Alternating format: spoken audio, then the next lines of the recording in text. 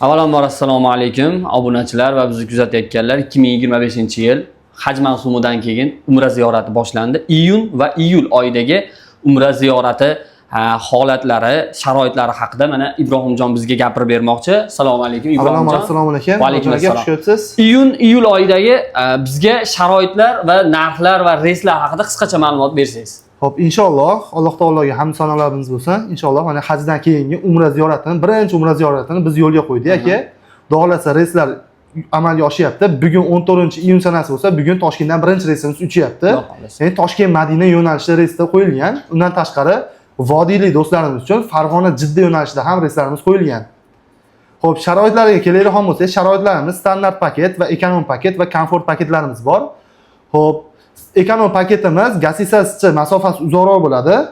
Ko'pchilik hozirda O'zbekistonda standart paket, zo'r paket puli arzon jo'natishyapti, lekin u ekonom paket borgandan keyin shikoyatlar ko'payyapti. Shuni inobatga olgan holatda aytib o'tamiz. $1000, $950, $900dan chiqayotgan tur paketlar bu hammasi ekonom paket bo'ladi. Gassisasi 6-7 kilometr uzoqda bo'ladi aka. Shuni inobatga olgan holatda borgan yurtdoshlarimiz, umra amal qilgan borgan yurtdoshlarimiz shikoyat ko'payyapti. Gassisi uzoq ekan, ovqatlari turki arab taomlari bo'lib qolyapti, eli boshi bir marta xizmat ko'rsatdi xolos, shunga o'xshagan shikoyatlar ko'payib ketyapti. O'zlari avvalambor ketayotganda bu qanaqa standart paketmi, ekonom paketmi yoki komfort paketmi deb so'rab olishmayapti. Shuni inobatga olgan holatda borayotgan do'stlarimizga o'sha qanaqa paket, standart paketda boramizmi yo ekonom paketda boramizmi yo komfort paketda boramizmi, qanaqa paketlari bor deb so'rab olsa maqsadga muvofiq bo'ladi. Xo'p, yana bitta hozir savol tug'ildi. Endi obunachilarimiz, bizni kuzatayotgan odamlardan bunday savol bo'lsa kerak. Mana haj mavsumidan oldin odam ko'proq bo'ladi deyshadi. Bu haj mavsumidan keyin odam ozroq bo'ladi. Ziyorat qilish osonroq bo'ladi. Bu haqida nima deya olasiz? Xo'p, aka, hozir Saudiya Arabistonda iqlimida to'g'ri havo issiq, lekin shunga qaramasdan odam juda oz. Bemalol ibodat qilsa bo'ladi. Hozir Saudiya Arabistonda teskari hayot bo'lib qolgan, to'g'risini aytaman. Kunduzi dam olinadi, kech payt ibodat qilinadi. Chunki kech payt salqin bo'ladi. Lekin namozlarni vaqtida o'qib, haramga borib kelib, namozlarni o'qib, gassisada obedlarni qilib, damlarni olib, misol peshindan keyin asrga harakat qilib, shuna qilib turib, shu asrdan keyin bitta chiqib ketib, bir yo'li ko'p yurtdoshlarimiz bomdodda o'qib qaytishadi. Chunki salqinda tavof qilish oson. Odam ham oz hozirgi kunda. Xo'p, hozir mana umra ziyoratiga borgan yosh kattalar, yosh kichiklar, hamma uchun demak, sharoitlarimiz juda yaxshi.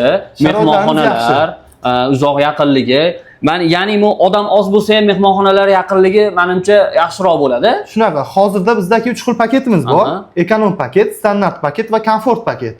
Narxlari har xil bo'ladi. Hozirgi kunda ekonom paketimiz $1050, standart paket $1100, komfort paketimiz $1600 chiqqan. Bu gassisasiga bog'liq va yeb ichishi va 50 boshisiga bog'liq bo'ladi hammasi. Albatta. Demak, mana yurtdoshlar ko'rib turibsizlar, bizni kuzatayotganlar vodiy orqali ham yoki Toshkent orqali yoki Voha orqali ham bemalol ziyoratga boraman deganlar uchun sizga qanday aloqaga chiqsa bo'ladi? Xo'p, aka, hozirda nomerlarimizni ekranda qoldiraylik. Bemalol shu nomerlarga Telegrammi, WhatsAppmi aloqaga chiqsa bo'laveradi. Undan tashqari hozir shunaqangi bir qulayligimiz borki, qo'shni Tojikistondan bo'lishadimi, qo'shni Qirg'izistondan bo'lishadimi yoki Rossiya Federatsiyasiga ketib Rossiya fuqarosini olgan do'stlarimiz bor. Ko'pchilik ota-onani yaxshi niyatda umra safariga jo'natamiz deb musofirlikda ishlayotgan do'stlarimiz bor. Alloh taolo umrlarini uzun qilsin ularni. Telegram yoki WhatsApp orqali ular ham aloqaga chiqsa, ishlarni osongina tezda bitirib beramiz. Bir dona Zagram pasport evaziga bemalol o'sha litsenziyalangan firmada o'sha sanalarni aytamiz, ma'qul sanalarni tanlashadi, bron qilib beramiz. Xo'p, ana obunachilar, mana Xudo xolasa Ibrohimjondan to'liq ma'lumot olishga harakat qildik. Bizni yangi kuzatib borayotganlar like bosib, podpiska bosib qo'yasizlar. Bizni doim kuzatib borayotganlar, Ibrohimjonning xizmatidan mana foydalanganlar bor. Agar foydalanmaganlar bo'lsa, bemalol aloqaga chiqib, nomerlarni qoldiramiz. Telefon qilib bemalol ziyoratlar haqida, vizalar, mehmonxonalar hammasi haqida bemalol so'rashlaring mumkin. Avvalambor Ibrohimjon, sizga ham rahmat. Xudo xolasa ko'rishguncha sog' bo'ling. Sog' bo'linglar, salomat bo'ling. Rahmat.